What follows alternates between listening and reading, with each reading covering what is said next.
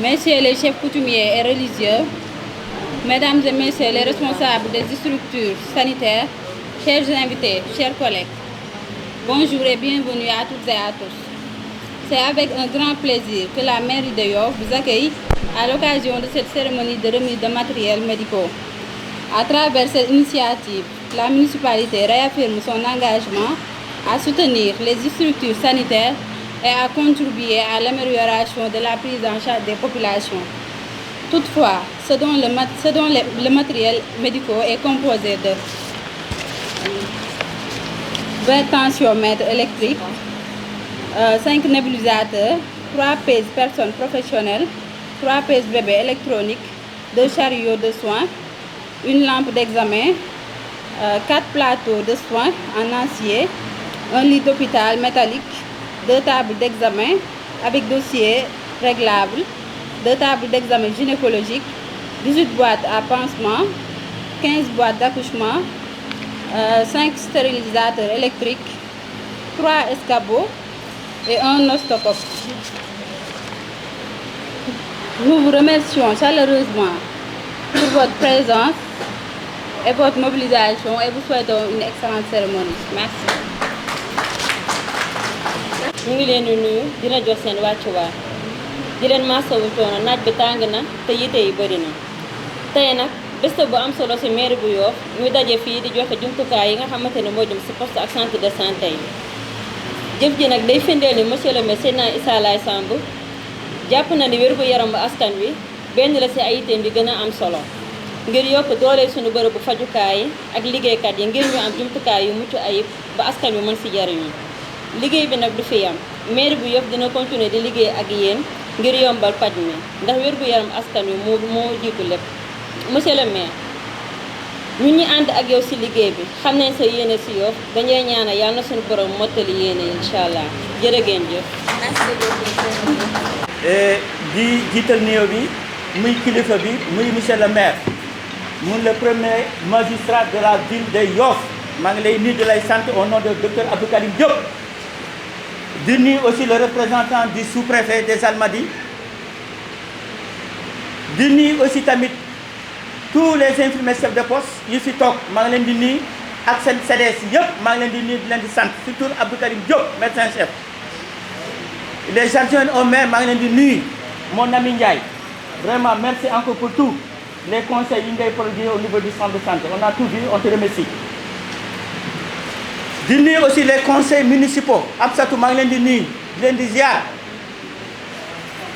la commission santé Oumou maa ngi lay nuyu elle aussi elle collabore bien avec le centre de santé muy commission action sociale tout le temps dañ laajte ay conseils su ñu amee itam ay malades dañuy orienté malades yi si ñun ñoo xam ni que daal seen loxo jotul seen ginnaaw. les services municipaux aussi tam municipaux yi képp kuy agent fii maa ngi leen nuyu di lay ziar les autorités coutumières et religieuses monsieur Mbengue vraiment maa ngi lay ziar mon ami Mbengue maa ngi lay ziar ak les délégués de quartier ñëpp ñu fi teew maa ngi lay nuyu di leen di sant bajjani gox yi tamit maa ngi leen di nuyu di leen di sant ak relais communautaires yi maanaam ak presse bi aussi tamit Bokande gis nañ liggéey bu mucc ay lay def continuer di sensibiliser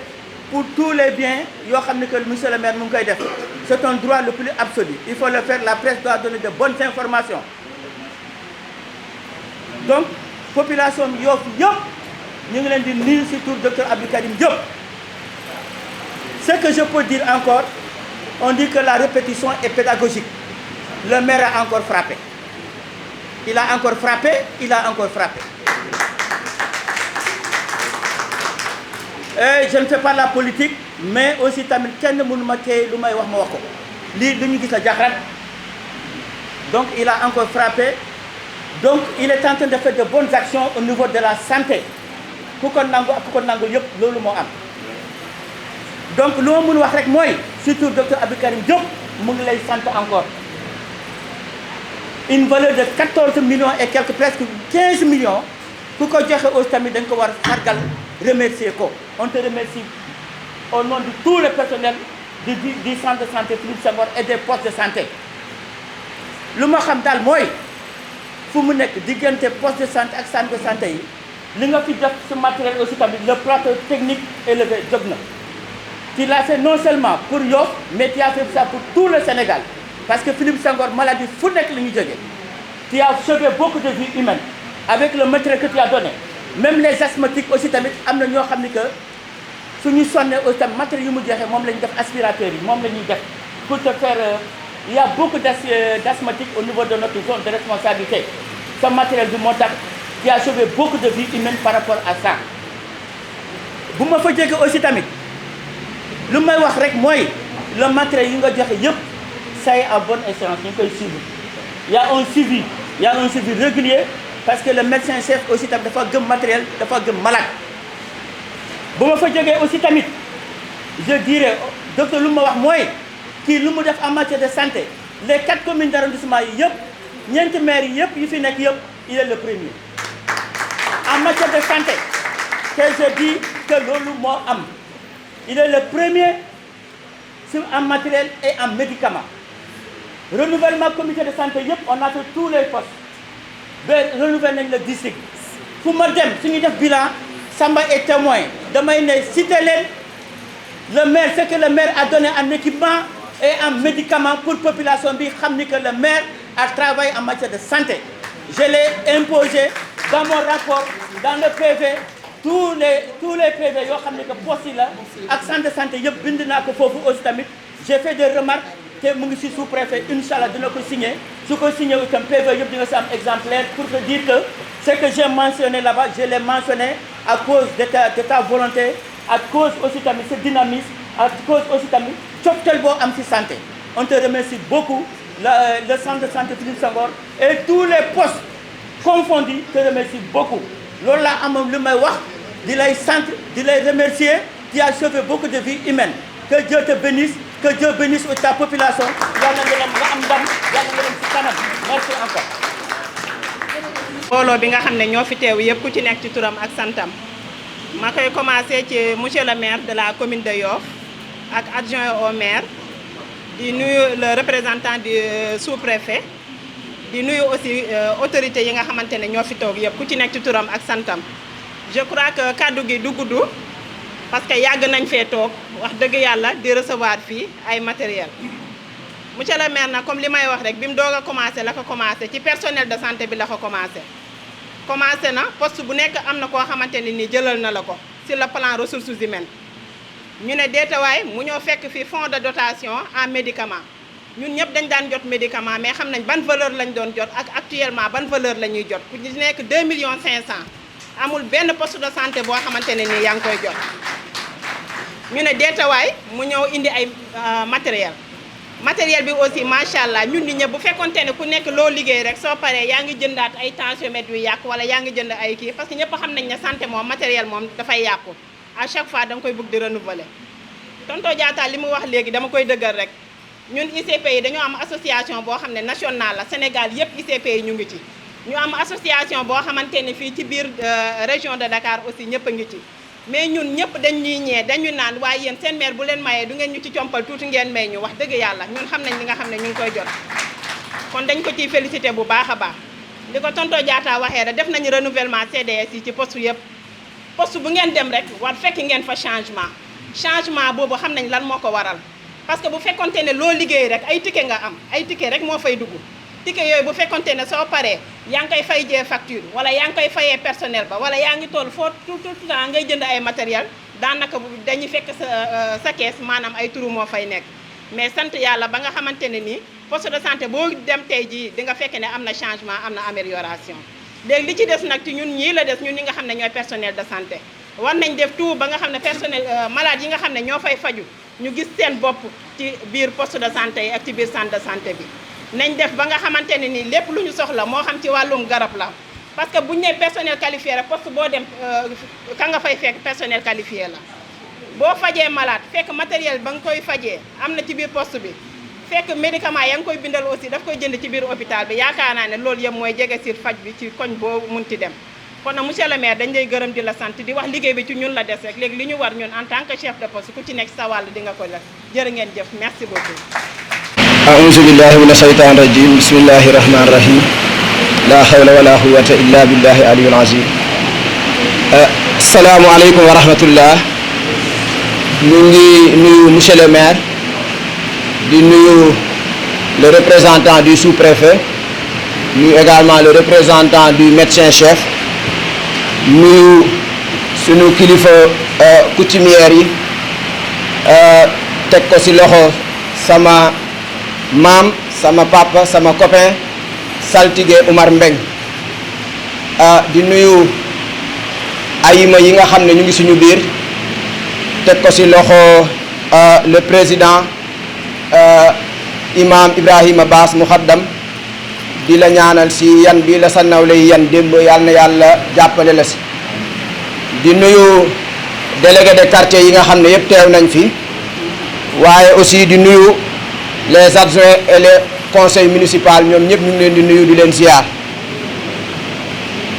di nuyu également acteurs sanitaires yi, mais aussi di nuyu donc représentant organisation communautaire yi, moo xam ASC yi la wala association yi, ñoom ñëpp ñu ngi leen di nuyu di leen ziar bu baax a baax. di am mbégte bu baax jëlaat kàddu ci jotaay bu mel nii. jëlaat kàddu laa wax parce que c'est pas une première. bi nga xam ne maire woo nañu fi ak léegi oote bu njëkk ba mu nekkoon remise de médicaments, tey mu nekk remise donc de matériel médical. Vraiment dañuy wax ne du guléet koon di la sant di la gërëm. mu mel ni ñun ñëpp koo ci joxoon bi nga fooy li muy bind ak li moromam di bind ñooy yem, kon ci wàllu woowu dañu lay sant bu baax di la gërëm ci accompagnement constant bi nga xam ne yaa ngi koy defal structure sanitaire yi nga xam ne ñu ngi ci périmètre communal bi. Je pense am na lu ma raté ci les propos du représentant du médecin-chef, moo tax xam naa ne je risque de me répéter par rapport ak li mu wax. loolu ça c'est devenu même une chanson que ne boo defee le cumul des actions faites par les maires des 3 communes de Ngor, de Ouakam et de Mermoz, nga mettre ko sur la balance, li nga xam ne moom la le maire de Yoff def daaneel ko. loolu je pense booy na actuellement ci suñuy nopp. Monsieur le maire, vous êtes un champion, en tout cas ci côté bi ñu nekkee muy la santé. C'est une bonne occasion pour man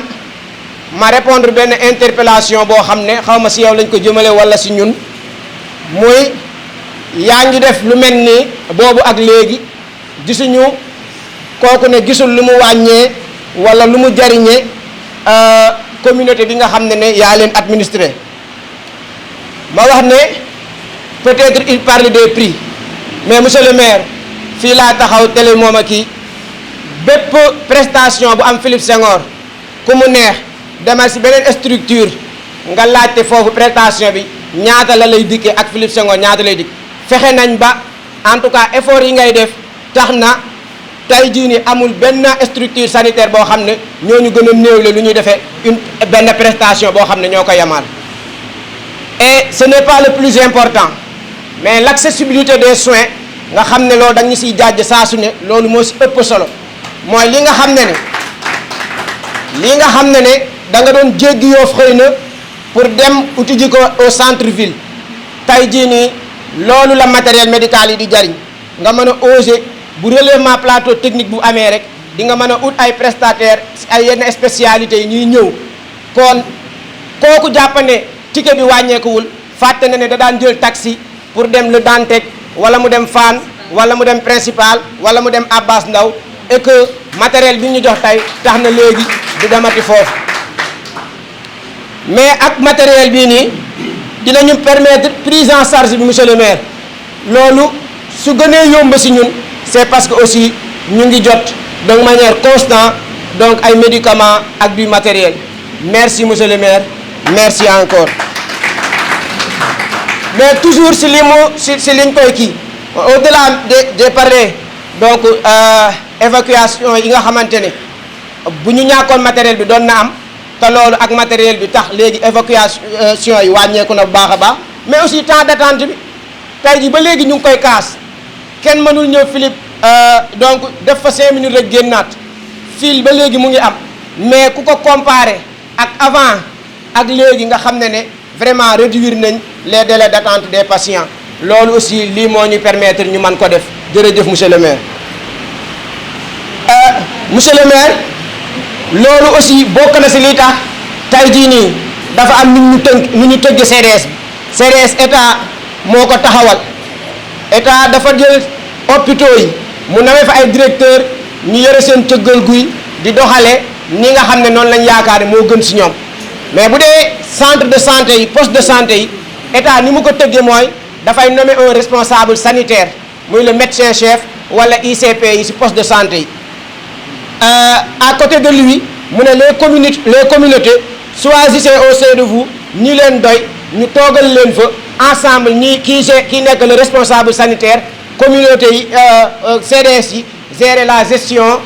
financière et matérielle donc mu nekk co-gestion en quelque sorte mu jël autorité administrative bi foofu wala le maire boog autorité kii bi locale bi ne ko yow nga superviser leen nga gérer li nga xam ne mooy conseil de direction bi ci loolu li nga xam ne moom la ñu mbir mi jariñ foofu noonu mooy tax na ba gestion bi léegi dañ nañu recette yi ngeen am mensuellement moom état mi taxaw CDS moo ne ni nga koy séddalee tel pourcentage mooy motivation des agents tel pourcentage moo jëm ci formation tel pourcentage moo jëm ci investissement tel pourcentage moo jëm ci réseau des CDS tel pourcentage moo jëm ci social donc social bi lii ñu liggéey ci weer wi passé 5% yi moom la ñu war a dugal ci weer wi ci toppa ci social loolu bu ñu ci sukkandiku woon kon bu ñu jàppalee ñaari nit ñetti nit fa la ñuy yem mais kon lii tax na ñu yokk pourcentage donc cas sociaux yi kon encore une fois je pense que ne maa ngi tontu kooku noonu pas tontunte mais leeralal ko njariñal matériel yi ñu jox ak médicaments yi ñuy jox monsieur le maire jërëjëf jërëjëf di nag tàmm nga di ko dégg en tout cas si wàll wi waaye waxoon naa ko si bu jëkkoon bi tonton Mouté fa la ma jàpp boobu ba léegi ma ne damay paraphraser Pape et Cheikh mooy góor gi doyanu ñu dolli ñu donc li nga xam ne moom ngay def vraiment nous ne cesserons jamais de vous remercier assez mais di wax ne aussi bu doolee ko ñu jël tey jii boo demee poste santé Tongoor monsieur le maire vraiment poste santé yi lii bokk na si li leen di soulager waaye ku ne xam ne njaw des na xam ni Philippe Senghor mën na sax génne un peu si kii bi ñoom du leen si fekk des fois loo leen gën a mën a jàppale ñu jël poste santé Tongoor je me suis pas concerté ak ñoom avant may taxaw mais xam naa ne am nañ ay tawat et on aura l'occasion incha allah ñu gën si revenir mais pour le poste de santé de El Hadji Biram Ñing monsieur le maire inauguré nga fa donc maternité mais wax dëgg yàlla fonctionné gul fonctionnement bi nag lii ko waral mooy amuñu ay agent yu ñu fa affecté loolu je pense dégg nga ko te xam naa ne di nga ñu si utal solution loolu dina bokk si li nga xam ne dina soulager le centre de santé Philippe Senghor le centre de santé Philippe Senghor dafa nekk centre de santé de référence di recevoir environ 6000 accouchements l'année fan yële monsieur le maire délégué de quartier bu Mbengeen sama papa Diouf délégué Diouf dama attaqué ne ma Diop je peux pas comprendre suñuy doom dégg naa dañuy ñëw Philippe Senghor pour accoucher ñu di leen yóbbu dans d'autres structures sanitaires lan moo waral loolu ma ne ko waa papa man Baye Ousseynou bu sama jabar waree accoucher ma ne kii war na accoucher peut-être dans la journée am ko jóge dans la banlieue ñëw à 11h sama jabar egseegul ndax dañ naan non kii mënuñu ko jël parce que mën na am si kanam jabari Baye Ousseynou ñëw ma ne ko loolu la donc à chaque fois que ñu am ay urgence moo xam dañu dëkkaloo fa la dëkkuñu fi ñooñu dañ leen di jël def si ñoom lii si war parce que loolu aussi tamit mooy suñu responsabilité loolu moo waral souvent li ñuy am si espace si capacité pour mën a recevoir ñeneen ñi dafay des loolu li ko waral mooy parce que centre Philippe Senghor dafa débordé en matière d'accouchement li ñuy recevoir plus de 6000 accouchements l'année loolu aussi nag mënuñu beral ay cabines yoo xam ne dañ naan lii pour waa Yoff rek la alors que am na ñeneen ñu ñëw soxla seen bopp kon bu centre de santé poste de santé El Hadji Biram bu maternité bi fonctionné loolu dina vraiment baax si waa Yoff trop parce que aussi léegi ku nekk fa nga amee doom fa la sa doom mën a amee këyit loolu aussi je pense que ne yow yaa ngi si def ay jéego parce que loolu pour man c'est à revoir bu ñu ñëwee si poste de santé Seyna Mandione bu APEXI monsieur le maire vraiment ñun structure sanitaire yëpp dañ leen def référence même Philippe Senghor qui est un centre de santé dafa def poste de santé Seyna Mandione référence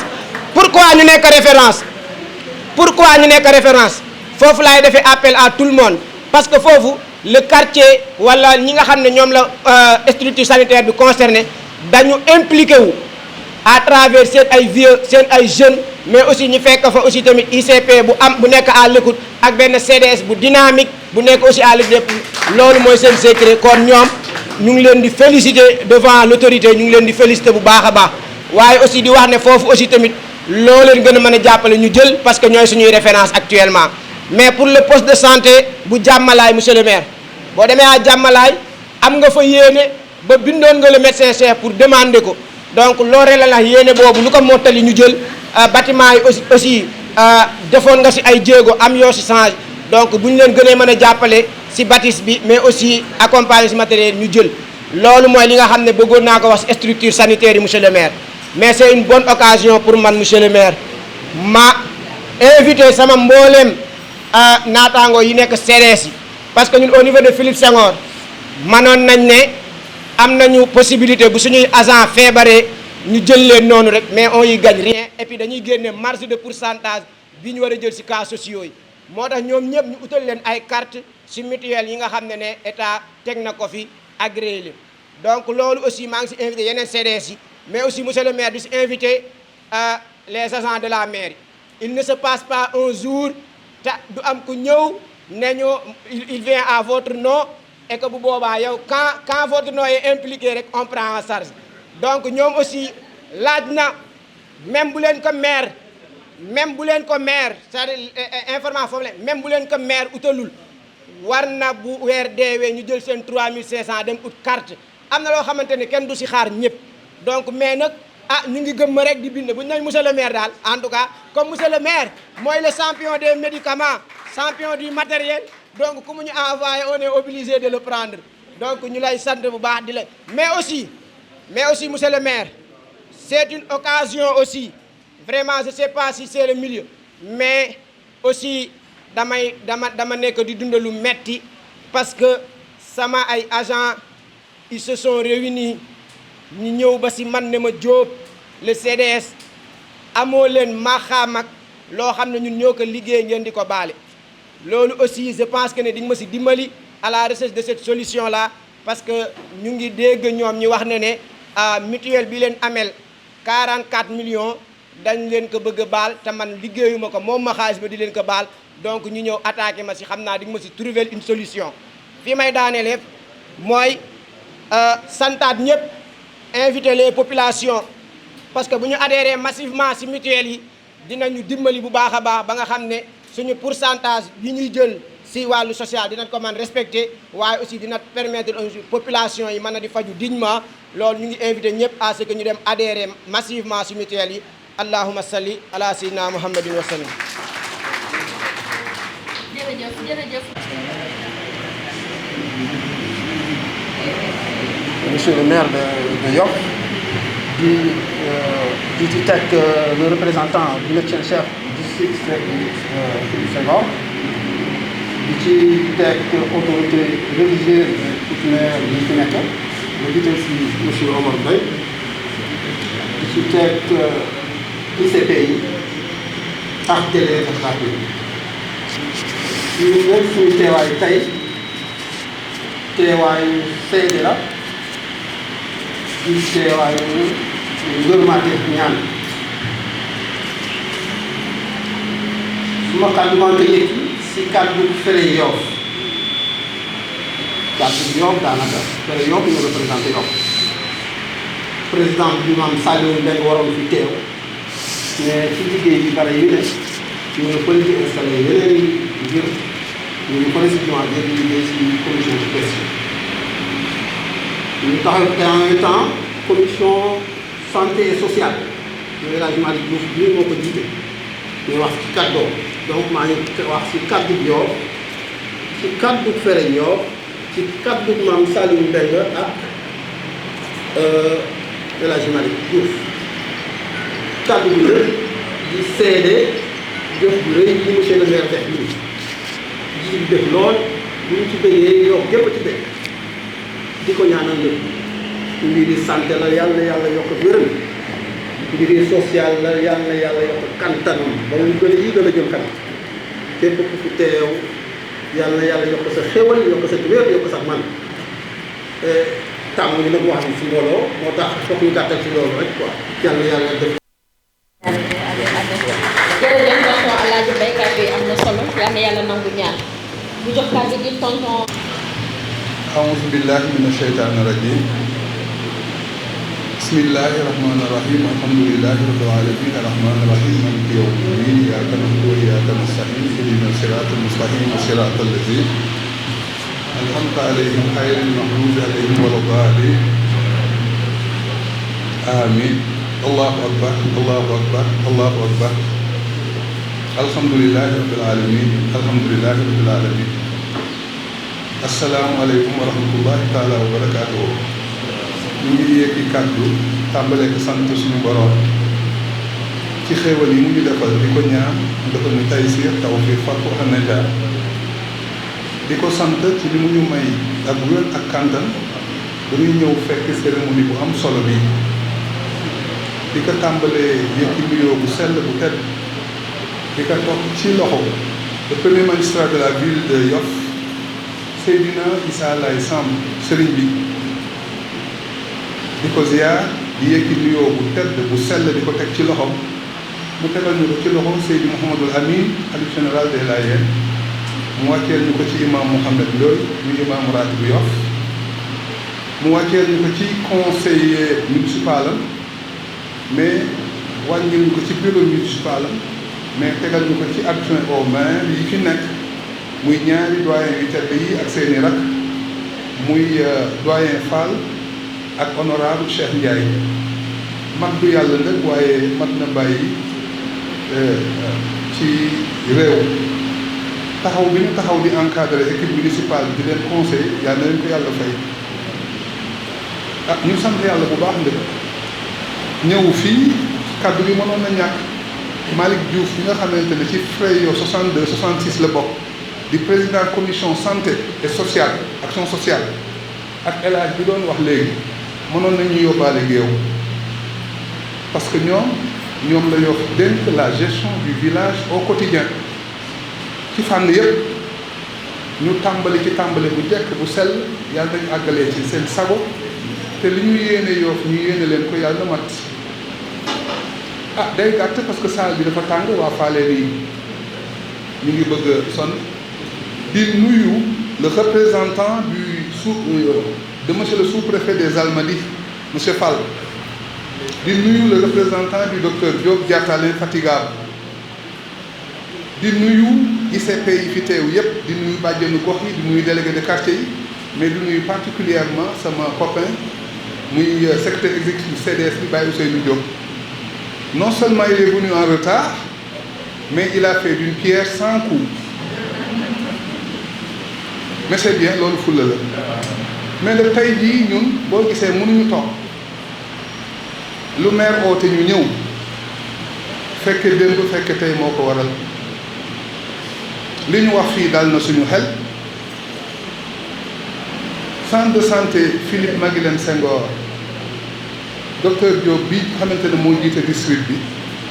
wax nañ ko waxaat ko waa Yoff ñoo raw à cause de leur maire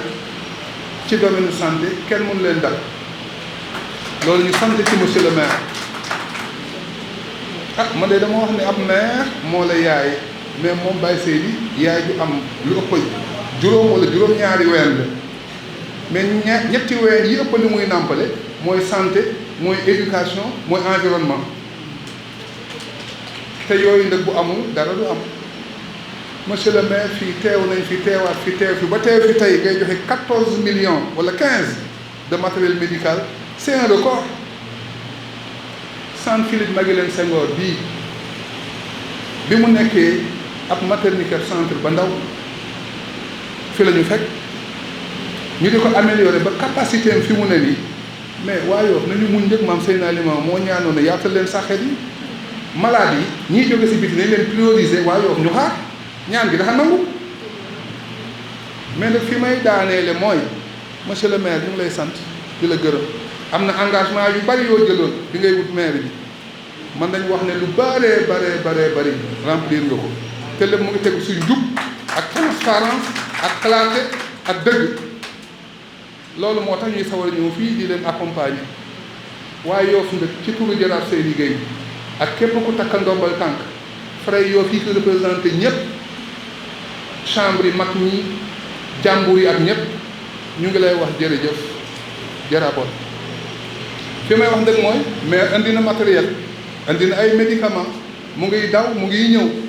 waaye nag yéen ñi nga xamante ne yéenay le corps médical médecin yi ICP yi infirmier yi ak ñooñu ñëpp docteur dafay laa biir xol ba leer mu yërëm malade bi yéen a ngi koy def waaye dolli leen revendication yi bari na de syndicalistes yi ñu ngi kaas rek waaye nag la plus belle femme du monde ne peut offrir que ce qu'elle a maire ngi dafay effort waaye ñun ñëpp dañuy dafay effort nag grève yeeg yooyu yëpp am na solo revendication yi am na solo waaye nañuy yërëm nga ñun population yi mais jërëjëf ñun de on est témoin oculaire démb ak tey kon nag boo ànd ak sa équipe municipale ak ñi nga xamante ne ñu yor commission santé la daam la ngeen liggéey bu mel nii waa Yoff ñu ngi leen di sant di leen gërëm di leen ñaanal li ngeen bëgg yéen a ko xam yàlla yéen kàlla defal dafa tàng ndëkk nawet bi Philippe Maguilène Senghor ñi fa nekk ñëpp corps médical ñu ngi leen di masawu parce que malade yi dañuy ñëw comme nga xam taw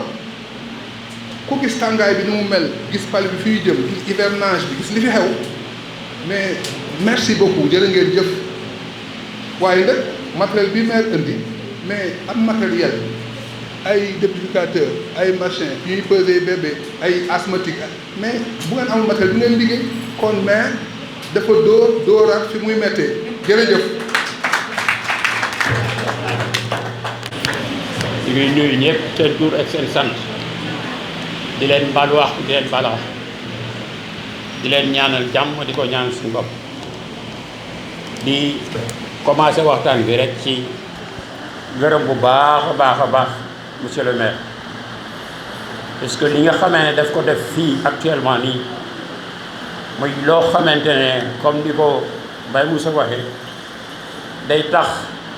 yokk man-manu hôpital ak man-manu poste de santé parce que andi na leen matériel boo xamante ne bi amuñu ko woon dañ daan jéggaani pour def yenn analyse yi ak yenn intervention yi mu indil leen matériel boo xamante ne bi yooyu jóg fii di dem feneen mën na néew mën na ñàkk sax mais mën na ñàkk bu baax a baax li nga xam matériel bi équipement bi mu leen andil loolu ñu ngi sant bu baax monsieur le maire parce que loolu dafay yokk possibilité intervention yi nga xamante ni poste de santé ak Philippe Senghor danañ ko def ci askan wi di leen wax poste de santé yi li nga xamante ne moom la leen maire andil ngeen góorgóorlu ci sàmm ko maintenance parce que ñun des fois danañu équiper mais maintenance dafay xaw a néew ba nga xamante ne li ñuy andil bu defee 3 mois 4 mois rek kenn dootu ko gis kon nag ñu góorgóorlu ci maintenance il suffit pas que matériel bi ñu jox ñu ko rek ñuy sant le maire te ñu def maintenance donc nañuy def maintenance dana baax pour conserver li nga xam ne moom la ñuy jox waaw loolu ñëpp poste santé yëpp laay wax ak Philippe ak ñëpp parce que bu ñu leen équipé bu ngeen di maintenir équipement bi day xaw a sooxe di gërëm bu baax ñi fi teew ñëpp pour li nga xamante ne cérémonie bi moo ñu boole pour li nga xamante ne maire daf ko def di wax ne ci turu délégué de quartier yi kontaan nañ bu baax a baax ci intervention maire bu dul du santé rek am na yeneen i mbir yoo xamante ne bii comme ni ko saltige waxee ba muy campagne dafa joxe dafa ne bëgg naa def nangam ak nangam ak nangam bëgg naa la wax mais gis nañ ne la mu waxoon ne bëgg naa gis nañ bopp mu def ci lu bare donc ñu ngi koy gërëm du santé rek ak yeneen yoo xamante ni bi jëloon ci engagement gis nañ résultat bi ñu ngi lay ñaanal da ngay maire politique la ku ci nekk da ngay def di yóotuwaat pour am it dañ koy natt ci réalisation ak diggé réalisation ak diggé des fois ñu diggé ba foog ne kii diggé moom buy ñëwee rek asamaan si tàkk fekk na booba moom day politique rek mais ki nga xamee ne jaar na fi def nga gis résultat buñ ko fàtte ci fekkente ne dañuy tànn ngeen baal ma wa rahmatullahi taala wa barakaatu. ñu ngi nuyu ñi teew si biir saal yëpp di jiital mais nuyoo bi di ko teg ci loxo monsieur le maire de la commune de Yoff. balaa may tàmbali sax yaakaar naa dama waroon présenté wu ndax xam naa ñu bëri xamuñu may fole mi ne gu man gan laa si biir arrondissement bi bu ma fi ñëwee yàggagul maa ngi tudd Mame Doudou Fall nekk chef du centre pour la promotion du développement territorial de l'arrondissement des Almadies maa ngi nekkoon arrondissement wu Dakar Plateau ñu affecté ma fi boobu léegi nag liggéey bi moo may tënk moo tax jaaragu ma def visite de courtoisie mais du yàgg dara incha allah mais d'ici la semaine prochaine mais dinañ ko def. ñu ngi leen di jox nuyoo sous-préfet Ousmane Thiaw moom si boppam moo bëggoon teew ci cérémonie bi ndax xam na importance bu cérémonie bi am wante mais liggéey bee ko tënk moo tax à la dernière minute la ma wax man ma ñëw may représenté ko. nuyoo bi ñu nuyoo monsieur le maire Paye ñu koy teg ci loxo kilifa diine yi ak kilifa aada yi suñu waajur ak suñu kilifa yi fi nekk ay jaraaf ay frères ak délégué de quartier ñu ngi nuyu aussi conseil municipal bi yëpp di nuyu aussi. délégué de quartier yi di nuyu bàjjenu gox yi di nuyu membre CDS yi di nuyu aussi yeneen mais membre population Yoff lii monsieur le maire nii def dafay confirmer li nga xam ne moom lañ jotoon dégg si bi ñuy def renouvellement CDS yi ndax mun naa wax ne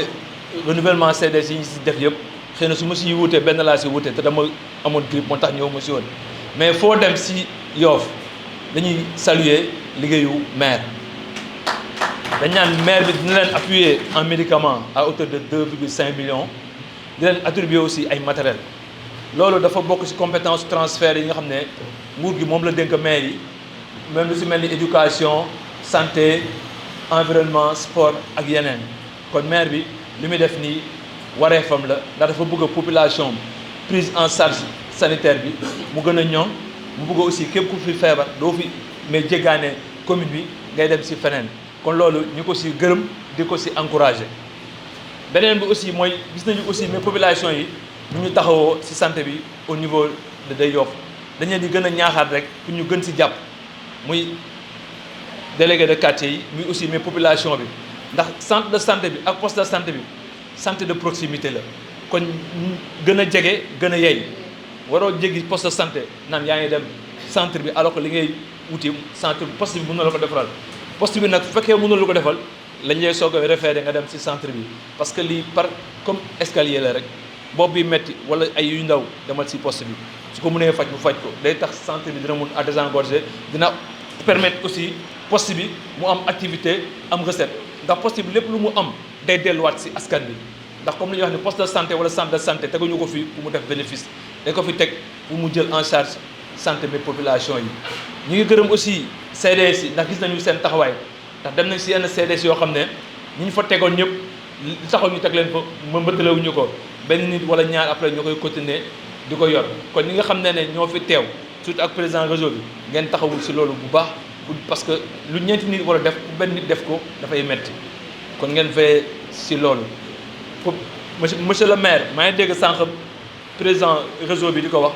mën na ko santé bi moom loo ci def doyul ndax dëkk bi mën nañu wax ne kenn wérul nit ñi dañuy dox ne ku nekk yaa ngi doxantoo benn jàngoro bu ndaw xëy na des fois moyen moo la dul permettre pour nga dem pour ñu xoolal la sa yaram kon lépp luñ ci mut def rek ñu ngi ñaan yàlla mu kattanal loxo bëgg nga loo mun ren nga mun lu ko ëpp déwén bu ñëwee aussi def comme li wax rek développer la coopération à décentraliser aussi bien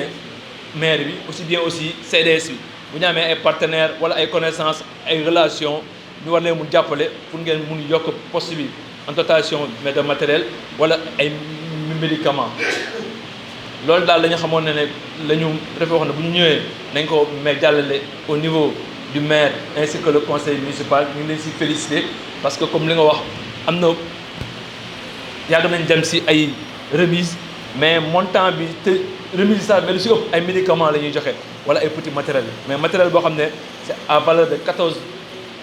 millions 800 et quelques mille presque 15 millions te xam naa mais du ren la ko jiite ndax dégg naa ñu am na ñu mu joxoon ay matériel kon mi ngi koy def régulièrement di ko renouveler léegi aussi yéen ñi nga xam ne yéen lañu jox matériel bi joxe neex na trop mais tam kuy joxe alalu askan bi bëgg na aussi ne ñu koy sàmm ñuy veiller si préservation outils yi ak matériel yi parce que loolu da koy gën a motiver pour muy gën a def mais davantage ñu ngi leen di gërëm di leen sant di ñaanal ñëpp a jàmm. rahmaani rahim asalaamaaleykum mbokk yi maa ngi leen di nuyu bu baax di leen ziyaara di leen baal ak di leen baal wax di ñaan yàlla jotaay bi yàlla suñu borom barkeel ko di nuyu bu baax adjoint au maire yi ma yàlla booleel ci liggéey bi ak conseillers municipaux yi ak président de commission yi fi teew yëpp di nuyu bu baax le représentant du sous-préfet des Almadies monsieur Fall di ko dalal jàmm di ñaan yàlla barkeel liggéey bi di nuyu bu baax kilifa cosaan ak aada yi fi nekk saltige Omar May nga bëgg fi toog di ko sant ci taxawaay bi ndax nit buñ laajtee taxawaayam mën na nekk ñaar balaa fal di am wala boo falo ba pare mu ñëw jàpp mais moom balaa ñuy fal mu ngi jàpp ba pare di saytu ba pare di yokk xalaat ci li ñuy def donc ñu ngi koy sant bu baax di nuyu bu baax imam Bass maa ngi dégg léegi ne moom la ñu tabb mu jiite imam Yoff yi yàlla rek moo ko fay taxawaayam ci diine ji yàlla doon sa muur te nañ doon jokkalante dina gën a yokku parce que dañ toll ci jamonoy leeral bàyyi seenu àdduna ci sànq dinaa ci ñëw di nuyu bu baax jaata mi fi teewal docteur Diop ak district sanitaire bi yëpp ñu ngi leen di nuyu di wax ne lu ne fàgg kenn du ko jeex buñ ko deful woon it ñoom duñu ko wax waaye équipe bi ñoo àndoon wax ne santé mooy suñu secteur prioritaire mook éducation di nuyu bu baax kilifa yi fi teewal bërëb yi ñuy fajoo maanaam CDS yi bàyyi seenu yat ñi nga àndal ñëpp muy CDS yi maa ngi leen di nuyu ak képp ku nekk ci bërëb yi ñuy faje di nuyu bu baax suñu collaborateurs yi nga xam ne jàmm la ñu seq ak ñoom ak dëgg président Djibril Dieng wax na ko muy délégué de quartier yi nuyu naa leen yéen ñëpp ñu fi teew di rafetlu seeni ay taxawaay di leen massawu coono jiite askan moo gën a metti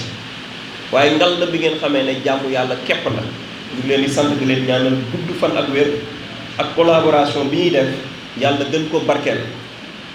di nuyu secrétaire municipal bi Alsane Sané ak membre administration municipale ak personnel bi yëpp waaye di beral nuyoo commission santé hygiène action sociale Amsatou Ndoye mu ngi fi di ko massawu coono amul guddi amul bëccëg moom ak xale yu mu àndal moom mi nga xam ne mu ngi ànd ak xale yii di soxna Oumou Kaar ak ndeyloo ci liggéey bi nga xam ne yàlla barkeel na ko ndax mën nañu am vision mais li metti mooy am ndaw ñu ko mënul taxawee donc ay ndaw lañu seen xam-xam màcc ci wàllu boobu ñu ngi leen di sant di ñaanal frère Yoff yi ci seen taxawaay ñu ngi yëg bu baax ne ñu ngi gën a dox ci jamono seen taxawaay di gën a méngoog li askan wi di xaar ndax cosaan ak aada dafa war a samp ci li fi mag ñi bàyyi waaye di gën a ubbeeku ci jamono donc loolu ñu ngi koy yëg gis naa fi éleveurs yi gis naa fi mbër yi suma xarit yi nee nañ maire dafa nay parce que 100 000 lay joxe par combat mais di leen góorgóorlu incha allah mais tey boo jëlee dépense su mairie bi 100% bu nekk daanaka 40% yi ci agent yi la jëm ci fay salaire moo tax dañuy obligé créer équilibre maanaam agent yi bañ mer yéen a ngi dégg ñu ngi kaas rek fépp ci réew mi waaye loolu waruñ fay salaire ba fàtte ne santé éducation pavage dafa bokk ci liy mandargaal liggéeyu mairie lenn rek laay fàttali foofu saltige wax nga ko mooy même la plus belle femme du monde ne peut tout offrir lu wér nga wax mais lenn mooy faayu décentralisation muy wàllum xaalis ndaje yi ñuy def yëpp baax na waaye tant que xaalis bi teewul développement du am dañu ne Yoff moo jël pay ci santé ak éducation ci Ndakaaru waaye nañu fexe ba commune bu ne am alal bu mu góorgóorloo def la nga xamante ne Yoff a koy def boo ko dajalee mais éducation jëm kanam santé jëm kanam loolu mooy développement kon nag ñu ngi yóbbante le représentant du sous-préfet mu ne préfet na wax nguur gi li état amel mairie yi ak ñu ci mel ni Senelec nañ ko fay mairie yi Senelec li mu amel mairie Yoff toll na ci presque 700 millions état lu ñu amel toll na ci 200 millions te terewul ñu ngi liggéey critique nag mënul ñàkk dañuy waxante dëgg yàlla mi ñu sàkk ñun ñëpp amul unanimité man utuma ko soxlaaw ma ko mais faaw nit ñi di critiquer mais ku xam démb xam tey chiffre yaa ngi fi saytu démb saytu tey ci social dañu doubler la mise maanaam luñ fi fekk benn def nañ ko ñett mag mu baax mu dëkk Touba dañuy waxtaan mu ne man de damay dégg say mbir mais lenn mooy cat li mooy da nga yaru lool doo wax li nga jëf ma ne ko day mel ni dama kañ suma bopp mu ne ma boo kañee sa bopp ah du dara ci lu liñ la dénk mais du sa yëfu bopp yëfu askan bi la dama ne santé ñoo jël paie éducation ñoo jël paie pavage fonds propre ñoo fi jiitu maanaam pavage bi mairie Yoff di jël di ko def ci alalu boppam ñoo ci jël premier nga dem ci élevage liñ fi def barki démb mu ngi ne fàng lu ne fàng kenn du ko jeex opposition nag foog mu am mënul ñàkk donc loolu maa ngi woo sama équipe ñu jël ko ak intelligence yéenay am xel xam ni ngeen di wax ak ni ngeen di doxee ci fulla ak fayda nee naa leen bu leen tontu ku nekk ci yoon di daw ak a gestu golo yi ñoo ko mën te fii du parc àll fii mairie Yoff la kon nag dolli leen góorgóorlu dolli leen taxaw ñu gën a dolli askan wi seen i bëgg-bëgg li ñuy def nag bu ñu ko defee sur fonds propres service financier yi dañ ci am solo régie interne mairie bi ñu ngi ko fekkoon téeméeri million at mu jot daaw def nañu téeméeri million ak juróom-ñeent fukk ak juróom weddi gis bokku ci état bi dafa wàññi ay dotation ñun ñu yokk suñu ay fonds propres loolu moo ñu mën a may mairie Yoff tooguñu weer ne fayru salaire weer wu jot ci kattanu suñu borom ñu ngi fay salaire kon nag góorgóorlu mu ngi am liggéey mu ngi am loolu mooy dëgg te dëgg la yàlla bëgg métti la nag ci dalal leen fii ci loo xam ne du guléet déedéet juróomi at la ñu wax bu doon dañuy tricher dañuy def ñaar noppalu waaye 2022 2023 24 25 ba 26 muy juróomeeli at yoo xam ne at mu jot fa ñu tegoon suñu tànk dañ ko dëgëral ci kattanu suñu borom di jël fukki million juróom budgétisé ko di def passation de marché ren entreprise bu ñuy wax Delta Médical di référence ci wàllu liggéey ci santé ci réew mi gagné marché bi liggéeyal ñu ko at mu jot ñu jël ñaar fukki million dugal ko ci médicament dama ne ku mën na def ci ndimbalu yàlla la ñu ko defee di ko liggéey ak alalu askanu waa Yoff ndax bi ñuy fàllu dañ leen ne dañ bëgg ku jug dox faju ku dox pas 100 francs dugg dem fii bi nga xam ne ay waa Yoff fa ko taxawal foo yegg faju kon loolu nekkatul ay léeb nekkatul ab dige mais bor la bu ñu leboon waa Yoff te fay nañ ko ba mu mat sëkk ci kattanu suñu borom ci lii nag du des képp lii bàyyi seenu dégg nañu kàddu yi dégg nañu laaj yi te ci kattanu yàlla am na lu ñuy liggéey ak service impôt et domaine pour lan la yokk koomu mairie bi parce que dañu bëgg état bu ñëwee ñu liggéey état bu ñëwul ñu liggéey donc am na pàcc yoo xam ne signé nañ ko ak service bu impôt pour suñu assiette fiscale ñu gën ko mën a yokk gën a mën a collecter l'impôt bi mu gën a mën a jariñ askanu Yoff te loolu dañu ne bés bu ko yàlla entouré li ciy dooleeku yépp ci investissement lañ koy def maanaam yeesalaat bërëbu fajukaay yi yeesalaat école yi ba pare yokk pavage yi Yoff nekk une commune sans sable loolu mooy bëgg-bëgg bi may gërëm nag médecins yi infirmiers yi sages-femmes yi agent santé communautaire yi nga xam ne mu dëgg yàlla liñ leen di fay néew na lool méngoowul ak coono bi ñuy daj ci seen wàllu liggéey donc ñooñu maa ngi leen di sant di leen ñaanal yàlla gudd fan ak wér te di wax ne nañu doolee muñal askan wi ku nekk ak sa jikko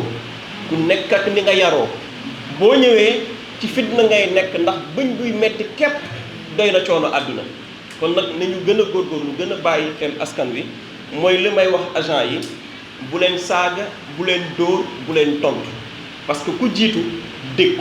ku jiitu war a muñ yàlla boo ko muñalee day ci li ma xam benn mu fay la fukk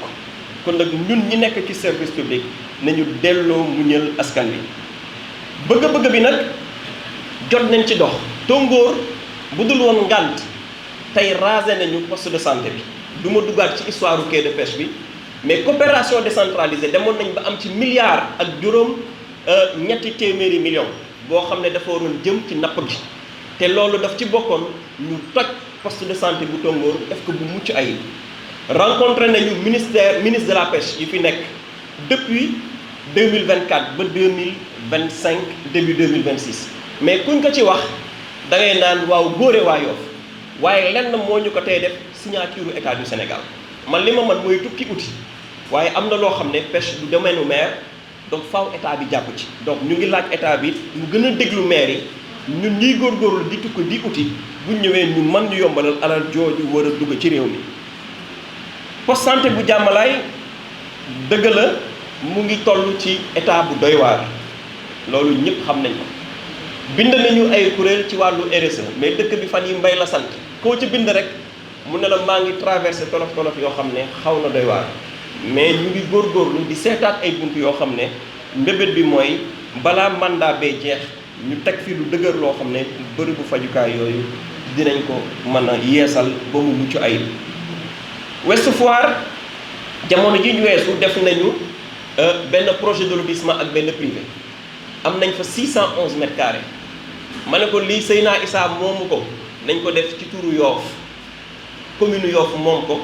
dinañ daje ak waa Ouest Foire laaj leen bërëb bi ndax méngoo na ak médecin chef pour mu décider def fa le premier poste de santé bu Ouest Foire. pour Nord Foire madame Fofana mu ngi fi bërëb ba ngeen ñu joxoon ginnaaw terrain basket bi gëstu nañ ko lañ fa nar a def ci travaux assainissement moo ëpp lañ war a tabaxee poste de santé bi xam nga kuy yalwaan di góorgóorlu di taaba bu dee da nga nar a jëlaat ñaar téeméeri million def ko ci poste de santé day jafe waaye am na yeneen bërëb yu monsieur le maire Cheikh Tidiane Ndiaye doon toppatoo bu ko yàlla sottelee rek dinañ ko fa tabax te foofu méngoo na ak li ñu soxla li may tëje nag mooy di ñaan matériel bii ñu sàmm ko te toppatoo ko matériel bii na ci askan wi yëg boppam ñu ngi ci yëg nag seen bopp askan bi man de damay dajeek ay nit ñuy sant ak gërëm kon nag nañu dolliwaat góorgóorlu di waxaat service recette nañu dolli seen tànk ci dajale alalu askan bi tànk yéen a ngi dugal may mën a jëf te maire c'est un homme politique li ñu ko xamee du bari wax mais jëf la kon nag jàppale leen ma ci sama jëf ci Yoff yàlla may ma moyens yi ci seen taxawaay ñu mën a yeggali mandat bii ba la ñu waxante woon ak Yoff ñu def ko saltige wax na ko délégué Djibril Dieng wax na ko vous n'étiez pas obligé mais dëgg la yàlla bëgg lañ waxante woon ak askan wi lu ci bari def nañu ko matal lépp nag suñu borom képp a ko mën waaye bu ñu bàyyi woon ak suñu sago ñuy liggéey at mu jot lañ war a jot ñu jot ko du ma ne 100% maa nga 150%. kon nag la may laaj benn nit rek mu ne ma ñëwal sàngam ndax foofu jàpp naa ne jub na te bu ñu yoree lépp ci nguur lépp day baax ma ne ko loolu intéressé wu ma xam ngeen lu tax nguur bu parfait à 100% amul bu amee rek jër nga mbagg suñu borom subhanahu wa taala nguuru yàlla képp moo mën a jub nguuru yàlla képp moo mën a leer nguuru yàlla képp moo mën a tontu soxla yi ñëpp utuma loolu ci àdduna parce que mënul nekk kon nag nañuy laayante biir di rafetal diggante yi di am njort bu rafet si ñi jiite man day ku jiite duma la juger parce que coonab jiitu dama koy dund coonab weer ak weer fay salaire dama koy dund coonab weer ak weer dajale pour jàppale ay xale ñu jàngi uti xam-xam dañu koy dund donc nguur bu parfait bu parfait rek diir mbagg yàlla ku diir mbagg yàlla nag surux te ñun fas yéene ñu surux kon nag nañu xalaataat suñu way politique ndax bi jamono dee jamono ba léegi ku gëstu les chroniques de Tabari ku bëgg xam nguur jëndal téere boobu nga gëstu ko amul nguur laa wax ci kaw suuf même bi yonte yàlla Muhammad alayhi salaatu wasalaam yoroon amoon na ay lënt-lënt loo xam ne dafa nekk cooba rek suñu borom dem na bay jaaxle bay saalit yàlla ne ko du la mën a yónni képp n'est-ce pas Imam Bass yow wooteel rek jàllaleel message bi li ci des man la kon nag nañu bàyyi xel ne nguur gu parfait mënu la ne waaye nañu nekk ci yoonu njub nekk ci yoonu def lu baax nekk ci yoonu déglu askan bi loolu moo ñuy may ndam maa ngi sant ñëpp di gërëm ñëpp asalaamaaleykum wa rahmatulah